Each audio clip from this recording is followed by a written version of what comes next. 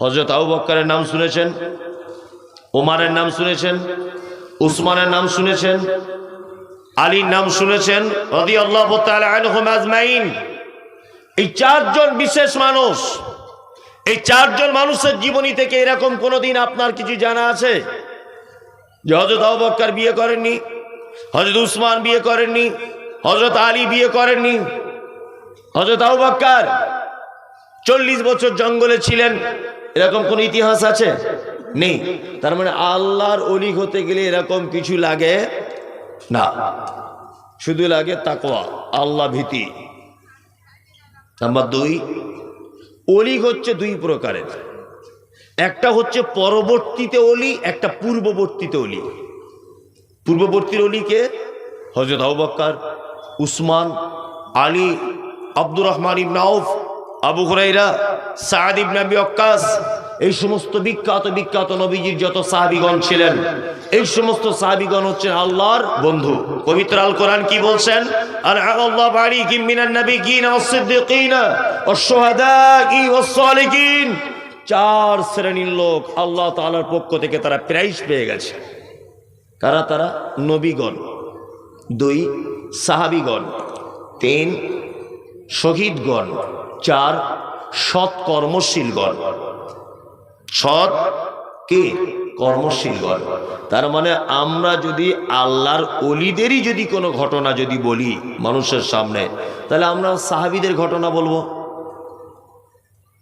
আব্দুল কাদের জিলানীর না বলে, আবু হানিফার না বলে, অমুকের না বলে, তমুকের না বলে, ওর দাদুর কাহিনী না বলে, ওর চাচার কাহিনী না বলে আমরা আল্লাহ নবীদের সাহাবীদের কাহিনী যদি বলি, এতে আমাদের শিক্ষা আছে না নেই? আছে। মারাত্মক শিক্ষা, মারাত্মক শিক্ষা।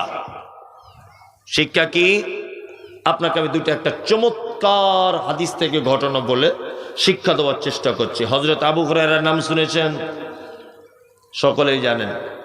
হযরত আবু হুরায়রা বলছেন, আমি নতুন ঈমান আনলাম, টাটকা নতুন ঈমান এনে আমি থাকতে লাগলাম কোথায়?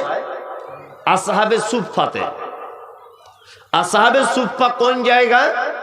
না, আল্লাহ নবী সাল্লাল্লাহু আলাইহি ওয়াসাল্লাম যে মিহরাবে খুতবা দিতেন, যে মেম্বারে, ওই মেম্বার থেকে আর আম্মা জান আয়েশা সিদ্দিকা রাদিয়াল্লাহু তাআলা আনহার যে ঘর, এই মাঝখানটুকু জায়গার নাম হচ্ছে রাউজাতুম মিন রিয়াজিল জান্নাত। আর আম্মাজান আয়েশার ঘরের পিছনে ঠিক এই যে স্টেজটা আছে, এর অর্ধেক একটা জায়গা আছে, তার নাম আসহাবে সুফফা। আমি নিজে গিয়ে দেখেছি আসহাবে সুফফা। নতুন যারা টাটকা ঈমান আনত তারা আসহাবে সুফফাতে বসবাস করত। হযরত আবু হুরায়রা বলছেন, আমি আসহাবে সুফফাতে আছি, এত খিদা লেগেছে, 2 দিন 3 দিন খাওয়া নাই। আমি আস্তে আস্তে করে আসহাবে সুফফা থেকে বার হয়ে আর রাস্তাতে চলে গেলাম। রাস্তাতে ধুলোবালি মাখা অবস্থাতে রাস্তার ধারে বসে আছি, আর মনে মনে ভাবছি রাস্তা দিয়ে যদি কেউ যায় তাহলে আমি সেই লোকটাকে কোনো একটা কথা জিজ্ঞাসা করব। যে লোকটা 2 দিন 3 দিন খাওয়া নেই, তার চোখ মুখ দেখলে বোঝা যায় না? যায় কি যায় না? যায়। আল্লাহ নবী সাহাবী বলে কথা, কারো কাছে ডাইরেক্ট খাবার চাইতে পারছে না। ওই জন্য হযরত আবু হুরায়রা রাস্তার ধারে বসে আছেন। রাস্তা দিয়ে আসছে কে? হযরত আবু হুরায়রা বসে আছেন, আর রাস্তা দিয়ে আসছে কে? আবু বকর সিদ্দিক রাদিয়াল্লাহু তাআলা আনহু। হযরত আবু হুরায়রা বলছেন, ভাই আবু বকর, তুমি কি পবিত্র আল কোরআনের এই আয়াতটা সম্পর্কে একটু বলে দিতে পারবে? হযরত আবু বকর সিদ্দিক কোরআনের আয়াত বলে দিলেন আর চলে গেলেন। হযরত আবু হুরায়রা ভাবছেন তাহলে মনে হয় বিশ্ব নবীর সাহাবী, তিনি বুঝতে পারলেন না, আবার বসে আছেন, রাস্তাতেই বসে আছেন। আসছে কে? হযরত ওমর। হযরত ওমর রাস্তা দিয়ে আসছেন। তা আবু হুরায়রা বলছেন, ওমর ভাই, পবিত্র আল কোরআনের আয়াতটা একটু বলে দাও না।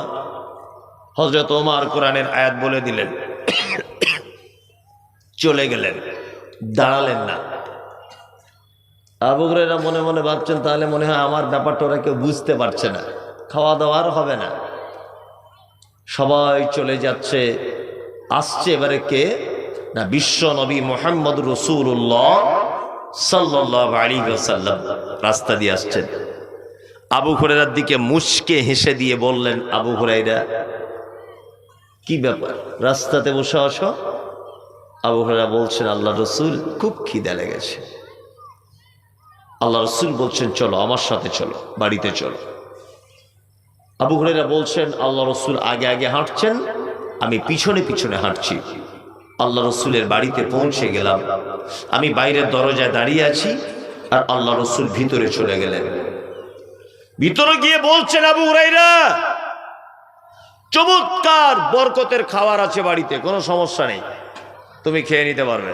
কি খাবার? না, এক পিয়ালা দুধ।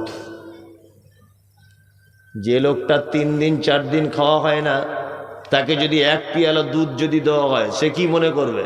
এ তো আমার পেটের এক কোণাতে পড়ে থাকবে। এটা মনে মনে ভাববে না? ভাববে। হযরত আবু হুরায়রা ভাবছেন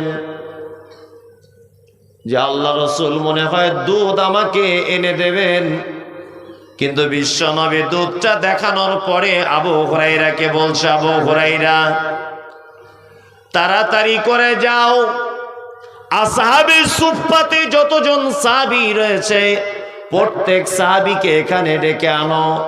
হযরত আবু হুরায়রার মন তো আবার খারাপ হয়ে গেল যে এক পিয়ালা দুধ আর আমের এক পেটের কোনায় পড়ে থাকবে, কিন্তু আল্লাহর নবী আবার আসহাবে সুফফার সাহাবীদেরকে ডাকতে বলছেন। এটা আবার কেমন করে হয়? কতজন সাহাবী ছিল? কেউ বলেছে 100 জন, কেউ বলেছে 150 জন, কিন্তু বিশ্ব নবী অর্ডার করেছে আর বিলম্ব করা যাবে না। হযরত আবু হুরায়রা বলছেন, আমি আস্তে আস্তে করে আল্লাহর নবীর কথা শুনে আসহাবে সুফফার সমস্ত সাহাবীদেরকে ডেকে বিশ্ব নবীর বাড়ির দরজায় দাঁড় করিয়ে দিলাম। দাঁড়িয়ে গেছে সব সাহাবীরা। আবু হুরায়রা ভাবছেন যে দুধের পিয়ালাটা মনে হয় আল্লাহ নবী প্রথমে আমাকে দিবে পান করতে, আমি যতটা ইচ্ছা পান করে নিব, তারপরে অন্যান্য সাহাবীদের দিব। বিশ্ব নবী বলছেন, আবু হুরায়রা পিয়ালাটা নাও আর ডান দিক থেকে দোয়া শুরু করো। অন্যজন সাহাবীকে দেওয়া হলো।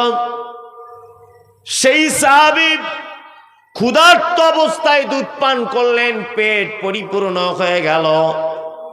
আবু হুরায়রা ভাবছেন তাহলে আমার আর হলো না।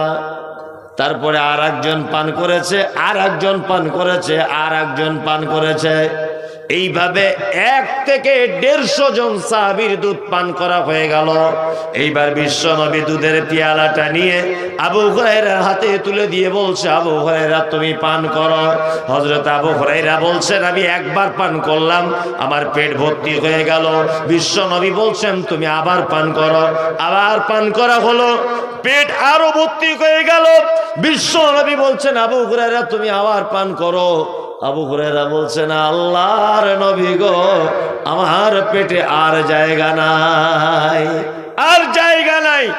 হযরত আবু হুরায়রা বলছেন, আমি দুধ পান করার পরে ওই পেয়ালাটা যখন বিশ্ব নবীকে ফেরত দিতে গেলাম, পেয়ালার দিকে তাকিয়ে দেখলাম যতটা দুধ ততটাই যেন রয়েছে, 1 অণু পরিমাণ দুধ শেষ হয়ে যায় নাই, একটাও দুধ কমে যায়নি।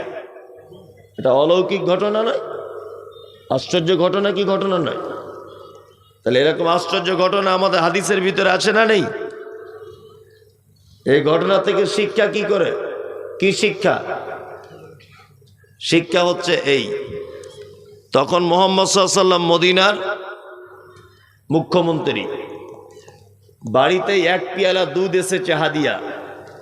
আল্লাহর নবী তো ইচ্ছা করলে নিজে দুধটা পান করে নিতে পারতেন, খুব বেশি যদি হতো আবু হুরায়রাকে দিতেন, তাই না? কিন্তু আল্লাহ নবী সাল্লাল্লাহু আলাইহি ওয়াসাল্লাম তার অধীনে যতজন সাহাবী ছিলেন আসহাবে সুফফাতে, সমস্ত সাহাবীদেরকে তিনি ডেকে আনলেন। তার মানে এটা নেতার চরিত্র। কি আমাদের নেতাদের কেমন চরিত্র? সরকারি মাল এসেছে 10 বস্তা চাউল, তো 5 বস্তা আগে পাকুড়ে বিক্রি করে দিয়ে এসেছে। আপনাদের ঝাড়খণ্ডে হয় না, আমাদের বেঙ্গলে হয়। গরিব মানুষের একটা ঘর এসেছে, তার থেকে 20,000 টাকা খেয়ে নিয়েছে। কে খেয়েছে? না মুখিয়া সাহেব খেয়েছে, প্রধান সাহেব খেয়েছে, পঞ্চায়েত বাবু, মেম্বার বাবু সব ভাগ করে খেয়েছে। ঘটনা ঘটছে কি ঘটছে না? আল্লাহ বিসমিল্লাহ।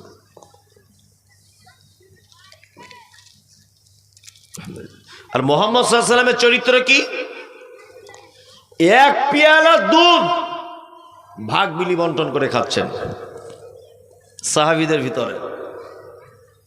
আপনাদের এখন তো সারা দেশব্যাপী ভোট, এমপি ভোট, লোকসভায়। এখন এসে দেখবেন সব নেতা মন্ত্রী আপনাদেরকে বলবে আসসালামু আলাইকুম, নমস্কার নমস্কার, আসসালামু আলাইকুম বলছে না? সব চারিদিকে ঘুরছে, চারিদিকে। আর ভোট পার হয়ে যাক, আপনার 5 হাতে লাথি মারবে, আপনাকে আর চিনতেই পারবে না।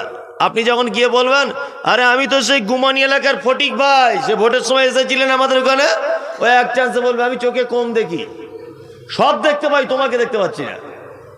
এই তো অবস্থা। কার জন্য রাতের অন্ধকারে নিজের ভাইকে মারার জন্য প্রস্তুতি নিচ্ছেন? কোন নেতার জন্যে আপনি আপনার মুসলিম ভাইকে মারার জন্য সিদ্ধান্ত নিচ্ছেন? কোন লোকটার জন্যে? আল্লাহু আকবার।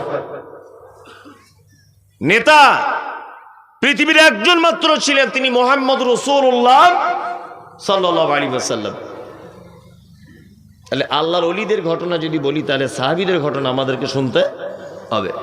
আর একটা চমৎকার ঘটনা আপনাদের থেকে শিক্ষা দিই। এক, খন্দকের যুদ্ধ হয়েছিল, জানেন? খুব মজার মজার ঘটনা এগুলো। খন্দকের যুদ্ধ হয়েছিল। খন্দকের যুদ্ধের কেমন হয়েছিল? এই গ্রামটার নাম কি? সুলতানপুর।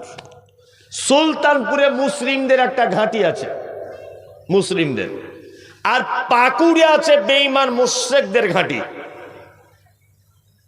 মুসলিমরা সংখ্যায় কম আর মুশরিকরা বেশি। আল্লাহ নবী সাল্লাল্লাহু আলাইহি ওয়াসাল্লাম চিন্তা করছেন, তাহলে মনে হয় আমাদের সাহাবীদের সব মেরে দিবে, আর একজন সাহাবী বাঁচবে না। আল্লাহ রাসূল চিন্তা করছেন মুসলিম নিরীহ সাহাবীদের। হঠাৎ করে একজন সাহাবী, যুবক তরুণ, এসে বলছেন, তার নাম সালমান ফার্সি, হে আল্লাহ রাসূল, এক কাজ করলে হয় না? সুলতানপুর আর পাকুড় এর মাঝখানে যদি একটা খাল যদি কেটে দেওয়া হয় ভালো হবে। তা আল্লাহ রাসূল বলছেন, খাল কেটে দিলে উপকার কি?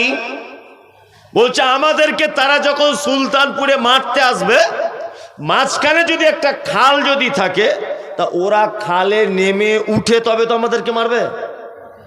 ওরা যখন খালে নামবে, আমরা উপর থেকে ওদেরকে মারবো। বুদ্ধিটা বেশ ভালো। তা সালমান ফার্সির বুদ্ধি, আল্লাহ নবী সাল্লাল্লাহু আলাইহি ওয়াসাল্লাম বললেন, ঠিক আছে, তাই হবে তোমার বুদ্ধি। যুদ্ধ হবে। বিশ্ব নবী বলছেন, তোমরা খাল কাটার জন্য বাড়ি থেকে সব বার হও। যার কাছে কুড়াল আছে, কোদাল আছে, গাঁইতি আছে, যা আছে বার হও, খাল খনন করতে হবে। তবে শোনো, নতুন যাদের বিবাহ হয়েছে তারা বাড়ি যেতে পাবে, বাকি লোক, বাকি সাহাবী কেউ বাড়ি আসতে পারবে না, যতদিন না খন্দকের যুদ্ধ শেষ না হচ্ছে। বাড়ি আসবে শুধু কারা? নতুন যাদের বিয়ে হয়েছে সেই সমস্ত সাহাবীরা। যুদ্ধ প্রস্তুতি চলছে, খাল কাটা চলছে।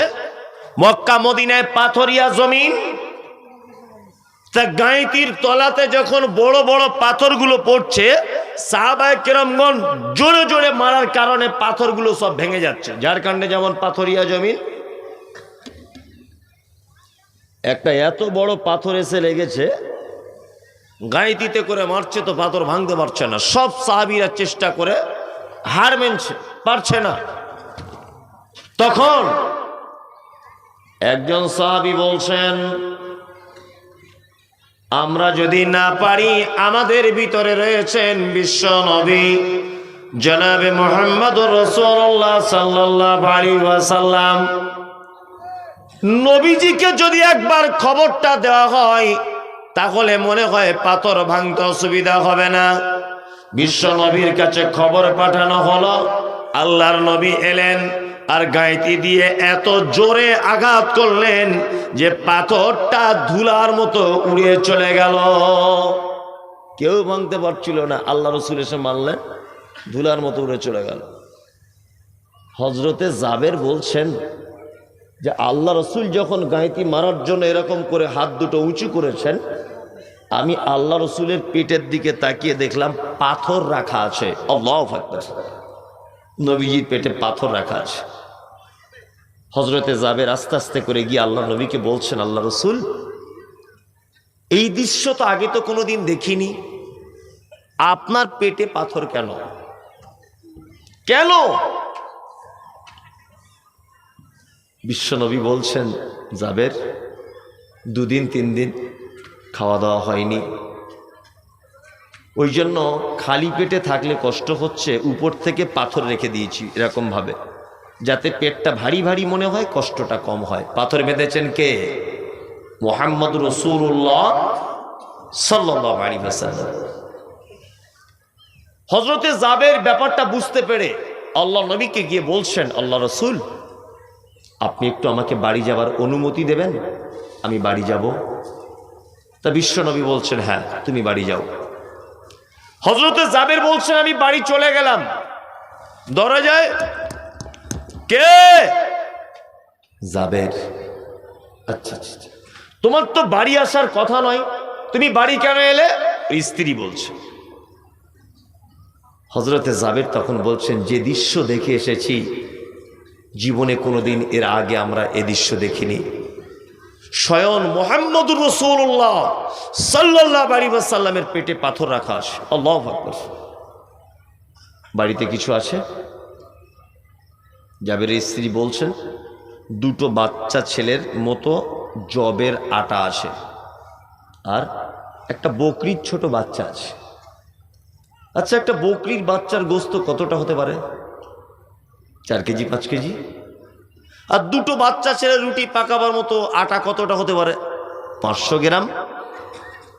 হযরতে জাবের তার স্ত্রীকে বলছেন, তাড়াতাড়ি করে রুটি পাকাও, আর আমি বকরিটা জবাই করে দিচ্ছি, তাড়াতাড়ি রান্না বান্না করো, আর আমি আল্লাহর নবীকে গিয়ে ডেকে আনি। হযরতে জাবেরের স্ত্রী রান্না বান্নার কাজ শুরু করেছেন। জাবের গিয়ে আল্লাহর নবীকে বলছেন, আল্লাহর নবী, আমার স্ত্রী আপনাকে বাড়িতে দাওয়াত দিয়েছে, আপনি একটু চলুন, আমার বাড়িতে কিছু ডাল ভাতের ব্যবস্থা করেছি, খাওয়া দাওয়া করবেন। আপনার পেটে পাথর বাঁধা, এটা দেখে আমি কষ্টে থাকতে পারলাম না। বিশ্ব নবী হযরতে জাবেরের এই দাওয়াত পাওয়ার পরে খন্দকে যতজন সাহাবী ওই খাল কাটছিল, সমস্ত সাহাবীদের দিকে আঙুল তুলে দিয়ে বলছেন, এই সবাই কাজবাজ বন্ধ করে দাও, চলো জাবেরের বাড়িতে। কতজন লোক ছিল? 1000। কতজন? 1000। জাবের তো ভয়ে থরথর করে কাঁপছে, যে আমি আল্লাহর নবীকে দাওয়াত দিয়েছি, আর আল্লাহর নবী আবার 1000 সাহাবীকে দাওয়াত দিলেন। এ তো মান সম্মানের ব্যাপার। একটা মাত্র বকরির বাচ্চা আর অল্প ময়দা রুটি, কেমন করে সম্ভব? জাবের যখন বাড়ি যাচ্ছে, তখন আল্লাহ রসুল পিছন দিক দিয়ে জাবেরকে ধরেছেন, ধরে বলছেন, জাবের, আমি যতক্ষণ না পর্যন্ত তোমার বাড়িতে না পৌঁছাবো, তোমার গোস্তের হাঁড়িটা তোমার স্ত্রীকে বলবে চুলা থেকে যেন না নামিয়ে দেয়। আমি যতক্ষণ না তোমার বাড়িতে না পৌঁছাবো, যে রুটিটা তোমার স্ত্রী তাওয়াতে করে করছিল, ওই তাওয়াটা যেন না নামিয়ে দেয়, আমি যাব। তারপর হযরতে জাবের বাড়ি গেলেন, স্ত্রীকে, বাড়ি আছো? হ্যাঁ। তাড়াতাড়ি করে দরজা খোলো, সব সর্বনাশ হয়ে গেল। কেন? আরে আমি আল্লাহর নবীকে দাওয়াত দিয়েছি, আর আল্লাহর নবী 1000 সাহাবীকে দাওয়াত দিয়েছেন। জাবের টেনশন করছেন, মান সম্মানের ব্যাপার। আপনার বাড়ি বিয়ে বাড়িতে অনুষ্ঠান হচ্ছে, যদি 100 লোকের আপনি আইটেম করেন, যদি 1000 লোক চলে আসে কেমন হবে? তা হযরতে জাবের একটা বকরির বাচ্চার অল্প 2টো বাচ্চা ছেলের ময়দা জাবেরের স্ত্রী তখন জাবেরকে পরামর্শ দিচ্ছে, আপনি দাওয়াত করেছেন কাকে? বলছে আমি দাওয়াত করেছি বিশ্ব নবী মুহাম্মদ রাসূলুল্লাহ সাল্লাল্লাহু আলাইহি ওয়াসাল্লামকে। আর সাহাবীদের দাওয়াত করেছে কে? না, আল্লাহর নবী। তখন জাবেরের স্ত্রী বলছেন, আপনি যাকে দাওয়াত করেছেন আপনি তাকে নিয়ে টেনশন করুন, আর নবীজি যাদেরকে দাওয়াত করেছেন নবীজি টেনশন করবেন, আপনি কেন টেনশন করছেন? কেমন জ্ঞানী মেয়ে দেখছেন তো। ওই জন্য বলি